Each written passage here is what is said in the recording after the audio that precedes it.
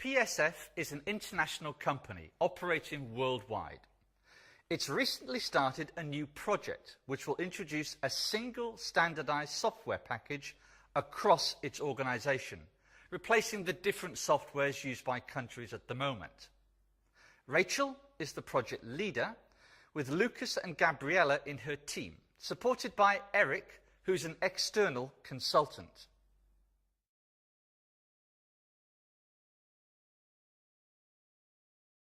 People take decisions at work in very different ways. For example, some people like to take time to collect and analyze data, perhaps involve a lot of people before deciding what to do. They don't like mistakes. And here, a decision can really be a decision, binding, final, no going back. Others want to do things quickly. They maybe expect the independence to take decisions alone. They don't care if they get things wrong because they know they can put things right in the future. So here a decision is kind of, let's get going and see what happens and then be flexible. These very different attitudes to decision making are sometimes cultural, sometimes a question of personality, and sometimes simply because people have different priorities in their jobs. Understanding that there are alternative approaches is essential because different expectations can cause serious misunderstanding, frustration and wasted time and money as people fight and argue with each other. And all this creates inefficiency. We need to find ways to deal with this.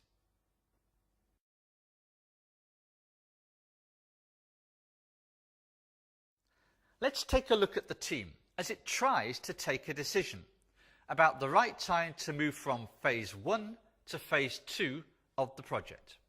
So far, technical tests have produced very positive results. So we think that it would be a good idea to implement phase 2 at this point. And Lucas has suggested that he can do this in his region immediately. Lucas, that's right. Yes, absolutely. We're very happy to move forward as quickly as possible. Wait, hold on. I wasn't aware of any tests. How many users have been tested so far? I'm just thinking about our own people using this. We've decided we will do the user feedback in detail in phase 2. No, hang on. If you haven't done any user testing beforehand, how do you know you're rolling out the right product? We have to involve our customers right from the beginning, get their feedback in early, or they're not going to feel involved. But we are going to do the necessary user testing in phase 2. I don't see a problem in this. This project is all about the company saving money. If we start delaying on decisions like this, we will not hit our deadlines and we will start overrunning on budget. That makes absolutely no sense. I agree with Gabriella. Look, this is a high-profile project. We need to think of quality at every stage. And anyway, Lucas, we're going to need to get the agreement of the sponsor before moving from phase 1 to 2, and that's going to take time. We need to be clearer about this and clarify the decision-making process for everybody. But this is really going to slow things down. In my region, management was expecting to move much quicker.